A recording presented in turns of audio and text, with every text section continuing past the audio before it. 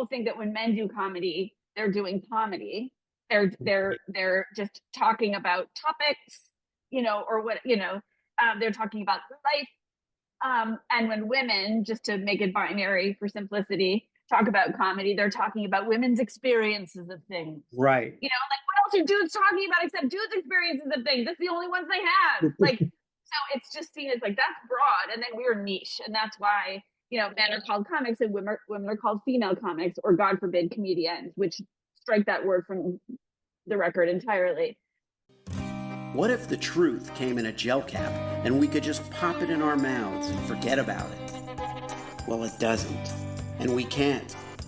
But we can laugh in the face of reality while plotting our survival. Welcome to the Truth Tastes Funny podcast. I am your host, Hersh, and if my guests can handle the truth, so can you. Open wide, folks. Here it comes.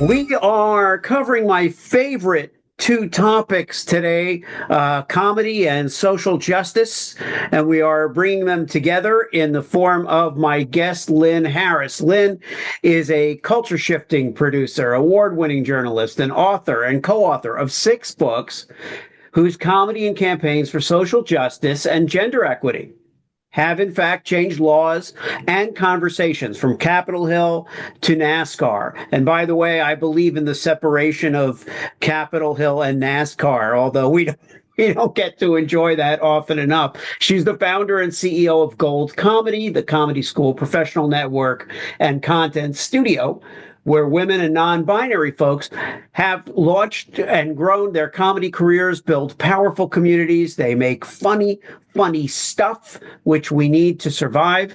Lynn co-created Breakup Girl, which was acquired by Oxygen, and it's one of the first multi-platform internet success stories. And she served as the first VP of communications at global human rights group Breakthrough, where her blend of humor and advocacy powered some of the team's most effective U.S. campaigns. Lynn Harris, welcome to Truth Tastes Funny. Thank you. And almost all of that is true. Well, I've done my research, and I've found that not enough of it is untrue to consider any of it false. No, it's all true. It's all true. I know. And funny, and it tastes funny. Thanks for having me. It's a pleasure to have you. For those of you watching on YouTube, you are getting to see almost a seamless brick wall background. Lynn was joking before the show that I should call my next podcast "Exposed Brick Wall." Exposed brick would maybe be good. So let's do this. Oh, there you went. You went silent for a minute, which is not what is supposed to happen with people in comedy. That's right, especially women. I am not here to silence women in comedy, but something happened. Well, okay. Take us back to your earliest memory of comedy and humor. Let's get a little sense of where this comes from. Miss Piggy. Ah, okay.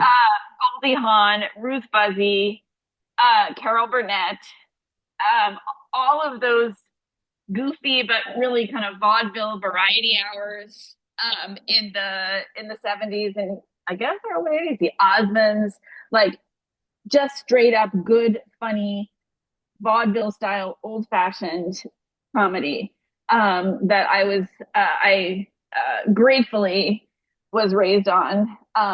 By my parents, who enjoyed, silly old school stuff. And back then, it was a more innocent time in many ways. And I didn't think of and Lucille Ball, obviously. And I didn't think of the comedians that we all loved. And Lily Tomlin, One Ringy Dingy, like my dad was obsessed with her. And like my dad wasn't like, hey, Lynn, come see this funny lady comic.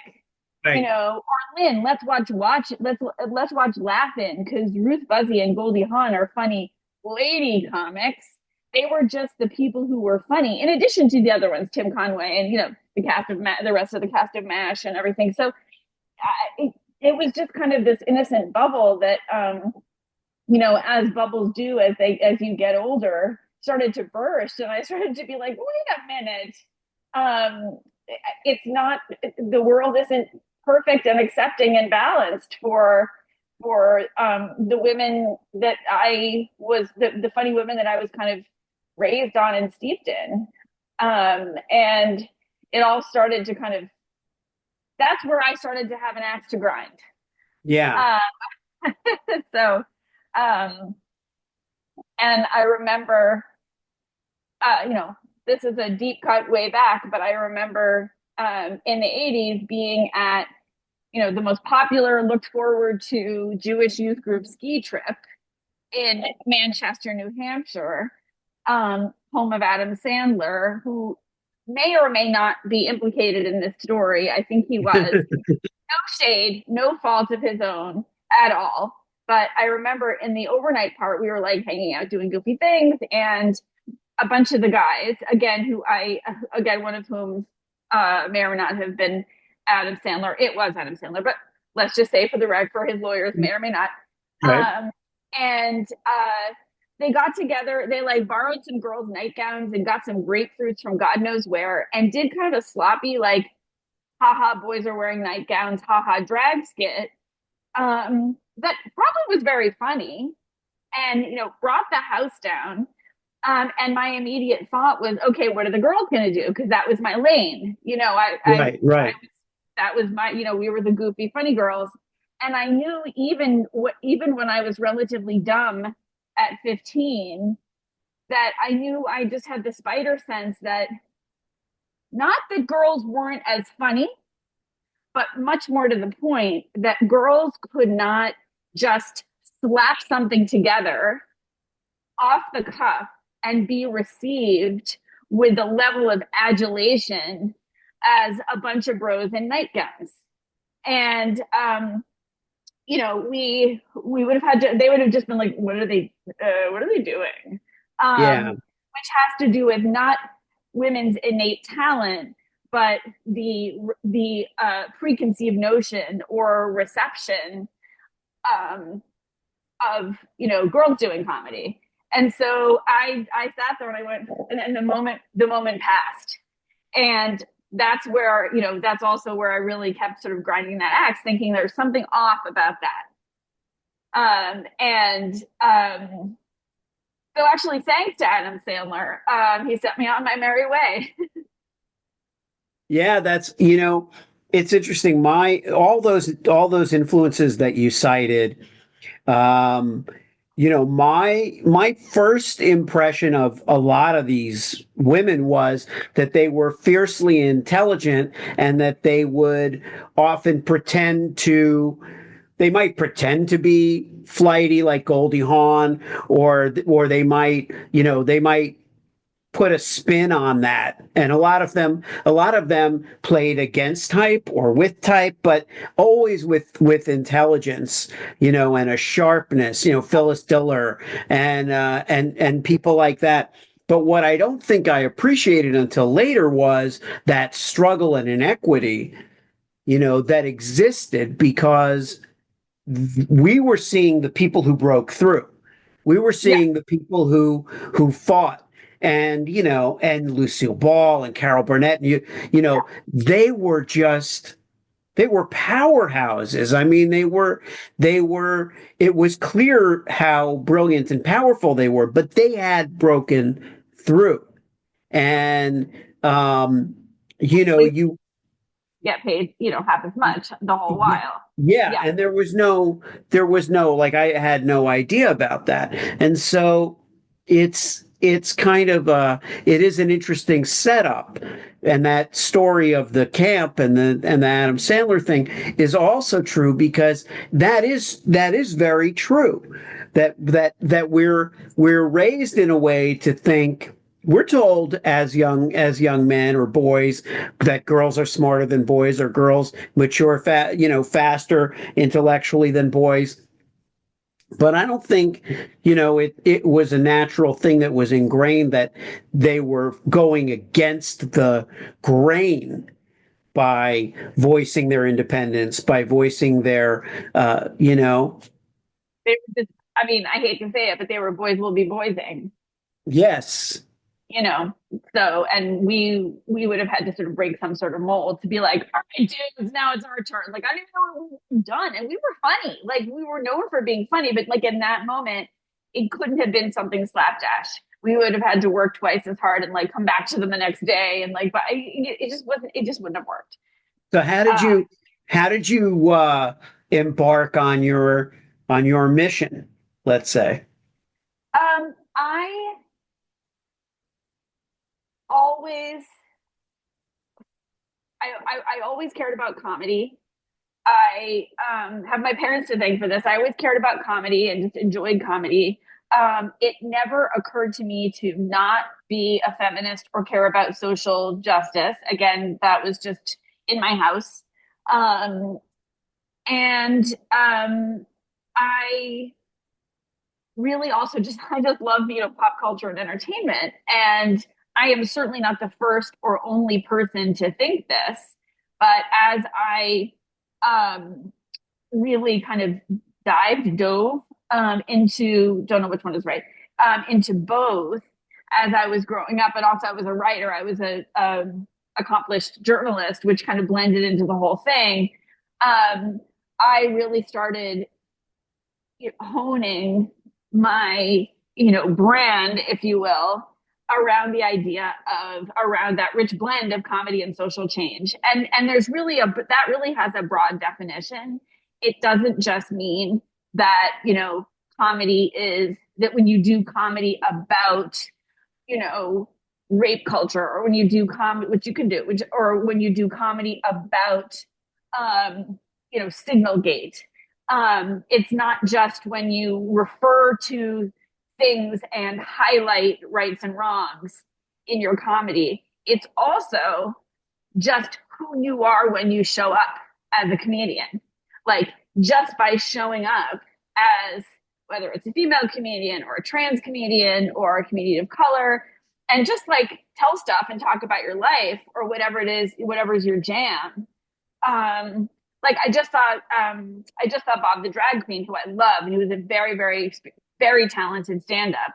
And his stand-up isn't necessarily about being a 6'5" black drag queen and gay, right?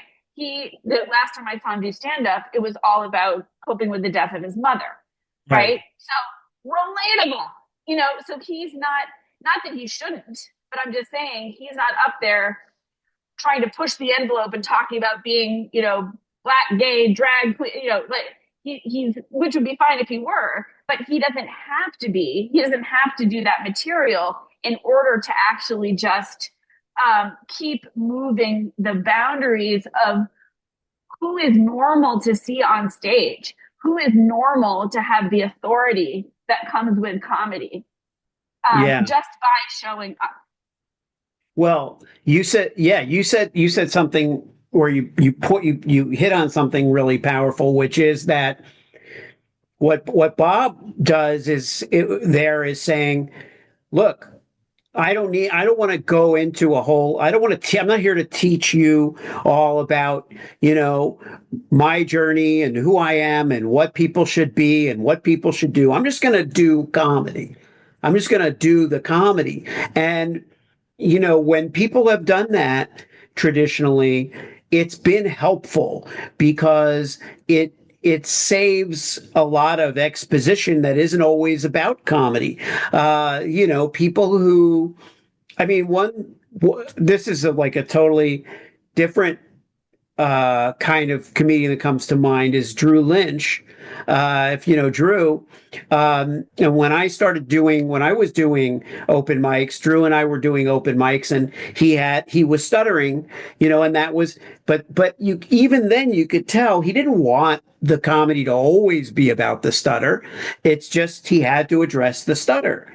And as his stutter kind of diminished, and kind of makes appearances now and then, it comes, so the stutter can come back and it will do whatever. But he's such a gifted comedian and writer, regardless of whether he was stuttering or not. And so that fact of just being able to do comedy and just being able to execute comedy without constantly calling attention to who we are is what I think we're always fighting for. Yeah, I think I agree. And it's funny, two things. It's funny because people think that when, broad strokes, stereotypes, people think that when men do comedy, they're doing comedy. They're just talking about topics, or what, they're talking about life.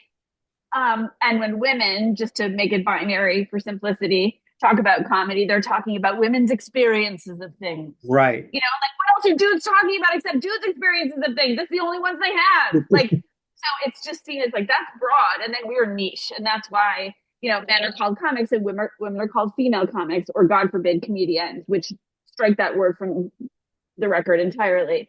That's number one. Number two, I was listening to you had a recent episode with Seth Mitchell, who was talking about autism, and Yeah.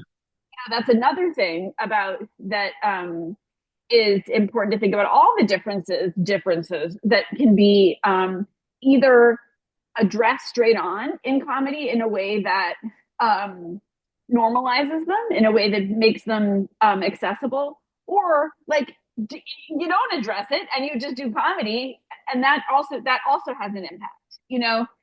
We have one of our one of the instructors in our premium classes at Gold Comedy is very committed. She her angle on things is that she teaches you how to develop your idea, whatever it is that you have on your heart to tell, whether it's a TV show or unscripted or a film, into an industry standard pitch, into like a real deal pitch. And she also, so because her mission there is to not just bring sort of social justice stories into the world, but to make sure that the creators who are doing that, whether their stories are about social justice or not, are just creators who then are just represented as creators. And she recently, in this fellow took our class, she recently finished a feature film called Lone Wolves, where the main character has autism, and it's kind of about that, but it's kind of not about that, and it's very funny.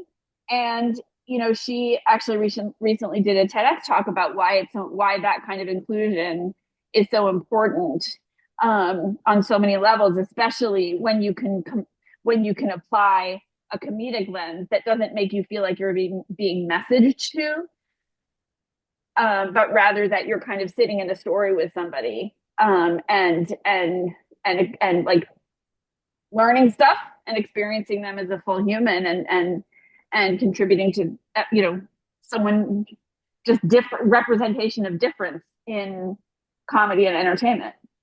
Yeah. You mentioned Signalgate a few minutes ago, and I was like, what is your take on political correctness in comedy these days? Well, define what you mean by political correctness these days.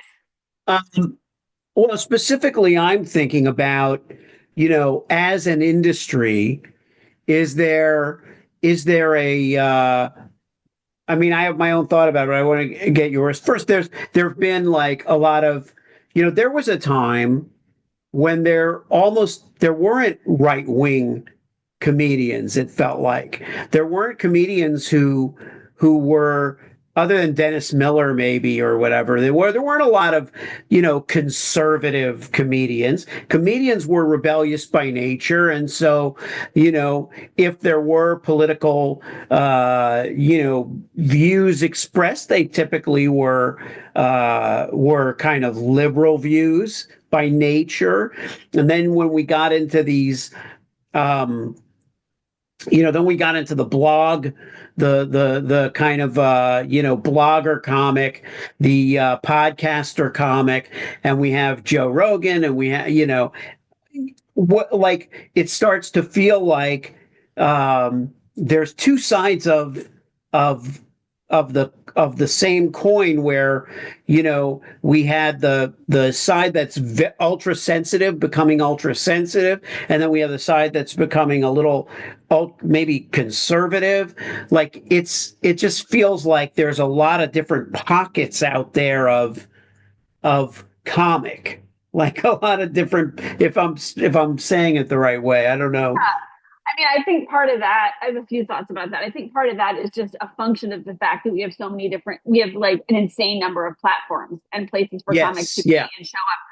It's just it's partly a numbers thing. Like, we just didn't have uh, like as many comics because we didn't right. have, uh, Blue Sky and Twitter and Twitch and Discord and, places for people to find their audiences. So I think it's partly just a function of that, just quantity. I also think that I mean, and also, I don't know if it's hard it would be hard, therefore, it would be hard to conduct a very rigid experiment about whether there's really more of anything. Because I'm thinking back Right, to, Archie Bunker, who obviously was satire, right. but he was still saying that stuff, and you think back to like Rush Limbaugh, who was not a comic per se, but was let's face it, an entertainer, right? Entertainer, yeah. And so I'm not really sure how to compare qualitatively or quantitatively, like then, whatever then was, and now. But my opinion um, is that, especially since there are so many platforms and ways to find your audience, but also from the point of view of the craft of comedy, I think no topic is off limits. None. No topic is off limits. Not one. The where the rubber meets the road is, what's your joke? Is it a good joke? Yeah, A classic. Are you punching up or punching down? Are you hiding under the veil of, I'm just being provocative, but really just being a dick? Like, I'm like, am I offended? Not necessarily. Is it a good joke? Maybe not.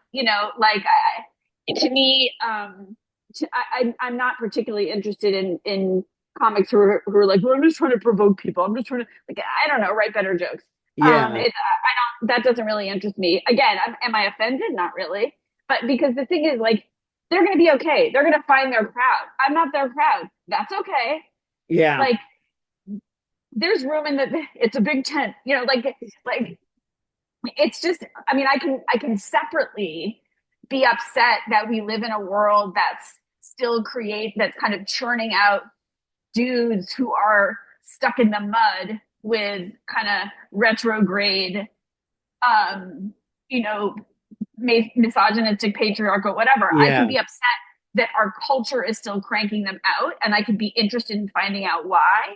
But I'm not particularly upset about an individual comic whose audience is not me. Right. Oh, yeah. Yeah, that's really well said, Lynn, considering that the question was not really posed very well. I didn't really, I mean, I think, if in a way, one thing that pops to mind is that maybe what I'm responding to lately is a society in which we're punching down, it feels like. Yeah, but You I don't know? think that's fair. I don't. I mean, like, okay, I just I recently saw a comic who has been like working forever. He's a real pro. He is good at his job. He has been around forever. White dude. Just for context, he's a good writer and he's a pro and he knows what he's doing. and his jokes were very mainstream, but well constructed. Uh-huh. Just high level, well constructed Yeah. jokes, whatever. Fine. Except that he also did a joke um, about where he made fun of people with dwarfism and called them what I would like to call the M word, and Uh-huh. legitimately not knowing maybe that people in that community consider that word to be as deeply offensive as like the N word might be for someone else. And legitimately, and I happen to know that because I have people with dwarfism in my family. And so I have like, I happen to know that. So I've been the person who's gone around and said to people, you probably didn't know this. I'm just going to let you know, make of it what you will. That word is now like not a thing. And if, in case you are concerned about alienating some of your audience, you could consider doing something different. I'm very polite, you know. And so I said that to him because I was kind of like, why would you do that? Like, again, was I offended that he used the M word? Not really. It's not about being offended. I was just like, dude, that joke is from 20 years ago.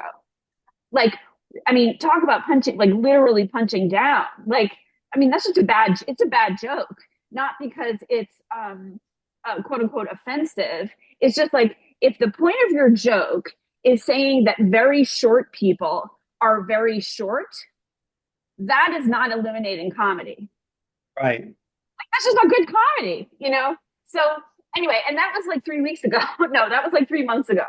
So like it just so sort of to the opposite of your point, like that felt old fashioned to me, Yeah. as opposed to newly mean. That just felt like, dude, that's a relic. You can do better than that, you know? Yeah. Um, so I don't know. I mean, I think there is this like, sure, there's this lane of like, you know, dudes who like are driven to be provocative, but we've had that for a while. We had Clay, Yeah. that was like a shtick. I get that was a shtick. I didn't waste time being upset about him. It was a shtick. Not I'm not the audience. So what? You know, I'm it's there's enough like they're going to be fine, and anyone who gets canceled is also going to be fine. Look at Louis C.K. He's fine. Yeah. He's fine. Nobody worry about him. He's going to eat. He's going to eat. He's going to be Yeah. fine. I think we do that a lot also, is like worry about that's part of this maybe that I don't know. We worry too much about stupid shit that we don't really have to worry about. It's like not, we're not what I think you're saying also in some ways, Lynn, is like, you know, comedy is not about worrying about feelings, but but it is about being smart and stimulating thought and getting people to see things a different way. And sometimes you can work harder at it.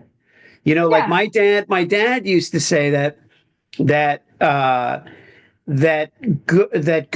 good comedy is about thinking of new ways to say things like like he generally looked at profanity as they couldn't think of anything more clever to say, but with people like Pryor and Carlin and who he loved, those comedians, he would be like, well, no, they're using, if you can execute at that level, then yeah, use profanity. being intentional. It's not a crutch. Yeah, Um, and comedy can also simply delight. I mean, there are plenty of people who just delight with comedy because they're hilarious and it's yeah, it's just they're a pleasure to watch. I also just to put a fine point on something. I don't want to say that it's not it that comics who might do material that is offensive or unacceptable to some people that doesn't matter. I just want to say that there might be repercussions. For example, you might lose some of your audience, or people might get mad at you, and people might express to you how on Twitter how they feel, or someone might come up to you and say, I wouldn't use that word about dwarfism, or whatever. Like you can say whatever you want. You could 100% say whatever you want. there also may be consequences. Yeah. And, like, so, and by consequences, I may just mean like people commenting on your Twitter, like whatever. Like there may be huge cataclysmic consequences, or there may be a few, like some discomfort. And if you're going to do provocative stuff, then that's just part of the territory. And like, I mean, kind of like, don't be a snowflake. Yeah. Yeah. I mean, for purposes, if you're I think that there's so much going on in the world today. There's so much opportunity to comment on society in whatever genre you're doing, whatever you're using, your prop comic or whatever, doesn't matter. Impressions. There's so much room to comment on a society that badly needs to reflect upon itself, that you might as well not shock for shock's sake. I wish we had the luxury of that, you I know, know? wouldn't that be nice? How quaint! How quaint! I mean, like we're like freaking shocked by the news every day. Like we don't Yeah. need, some other. Yeah, we don't need someone to invent some shock for us. Yeah, uh, you know. Speaking of which, speaking of which, um, First Amendment. We're in a moment in the United States where, you know, I mean, do we really have to worry that Bruce Springsteen's going to get arrested for for doing what he's done for 50 years, that for 50 years he's spoken his mind and written songs and it's like, where are we? And I get, and not that any of us know, but I mean, what are your thoughts on that where are we question? Well, I can't say what's going to happen in the future. None of us can. I mean, duh, Right. none of us can. But also, like we live in a world of complete craziness, crazy unknowns right now. And God forbid they come after Bruce. There will be a human. I mean, there will be like a human chain, around I him. I thought that too. I thought that too. I was like, he's fucking with the wrong people, you Yeah. know? But what it makes me want to say about the present and things we do know, Yeah.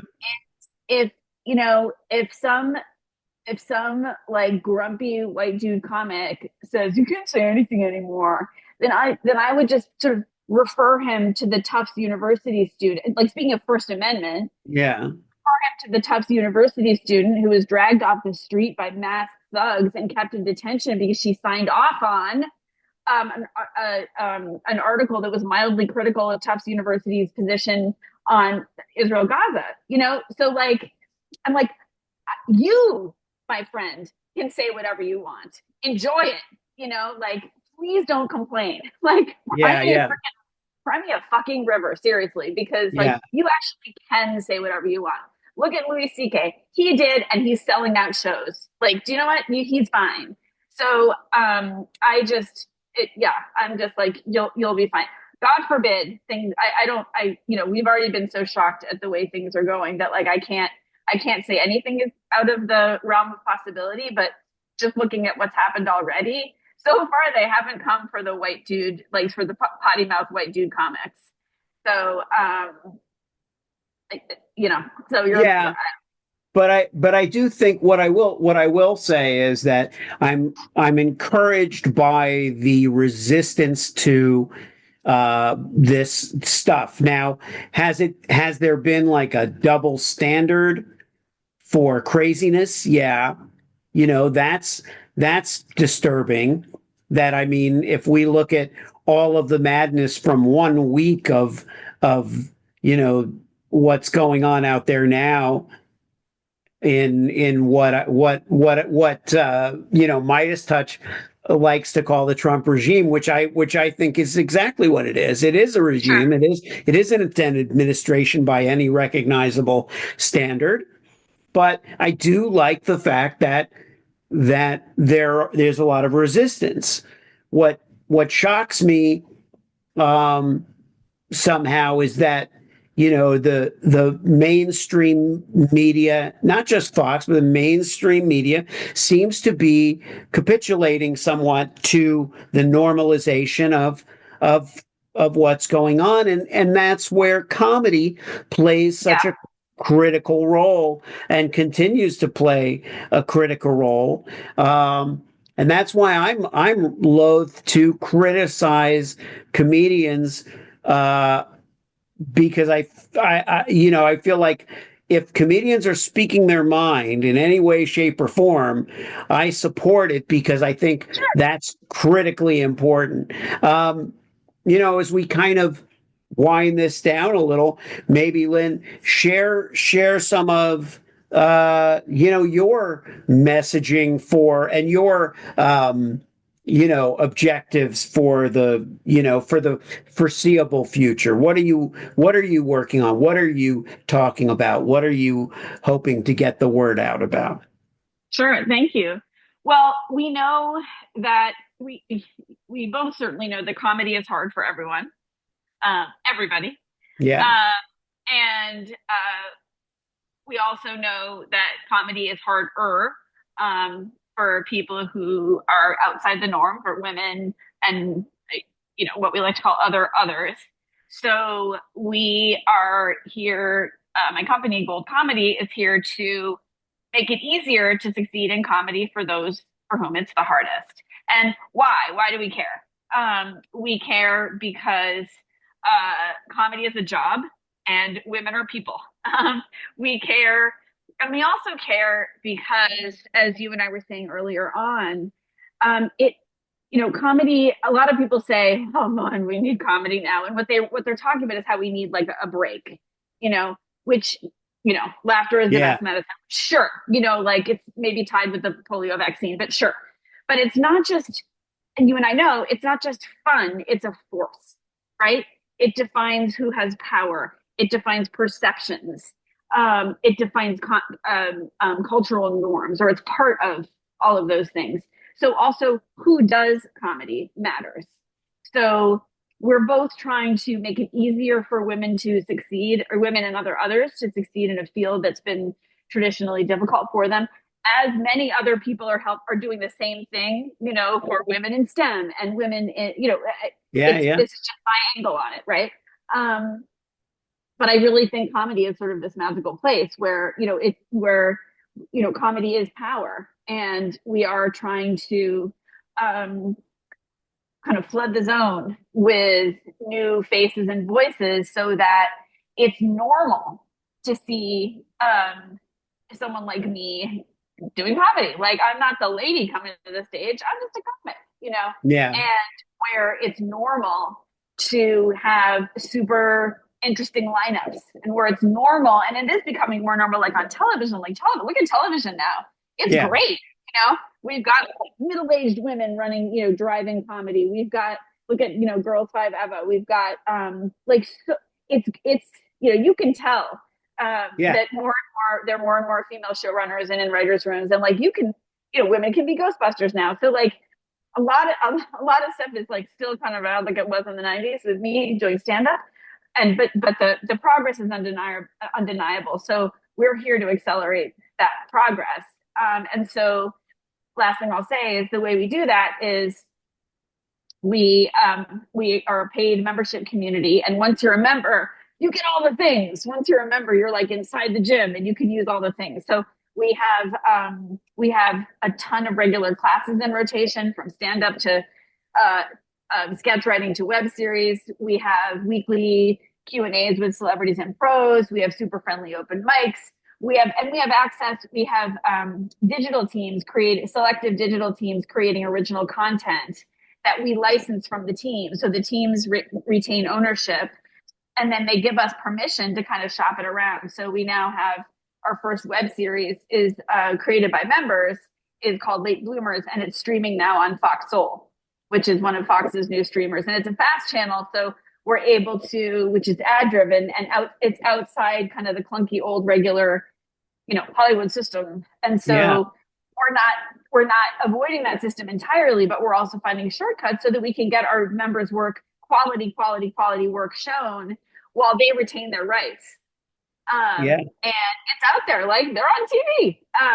So we're very serious about the uh, creating opportunities, access, and success in a way that accelerates individual careers, and then also, as I was saying to you, helps flood the zone and doing our best to change the industry and honestly just get better comedy out there. Not individually better comedy, but comedy is better when there's more faces and voices out there telling, with different angles on things. For sure. For sure. Now we'll include this in the show notes, but where should we tell people to go to find all of this good stuff? The easiest one-stop shop is our website, goldcomedy.com. And also Instagram has, all the same stuff, more information about our whatever classes are upcoming, which include late night packet writing, finish your pilot, the build and pitch any ideas class, web series, and also our sketch. We're recruiting new sketch teams next month. Awesome. Well, thank you, Lynn Harris, for being on Truth Tastes Funny. Thank you for bringing the brick. I was going to say, don't take any brick from anybody. I was going to play off Billy Joel's the way he ends every concert. Don't take any shit from anybody. I would say, don't take any brick from anybody. Thank you so much, and I appreciate your coming on the show. It's been fantastic having you on. Appreciate your having me. Thank you so much. Thanks so much for tuning into Truth Tastes Funny. If you enjoyed the experience, please leave a 5-star review and share this podcast with your friends.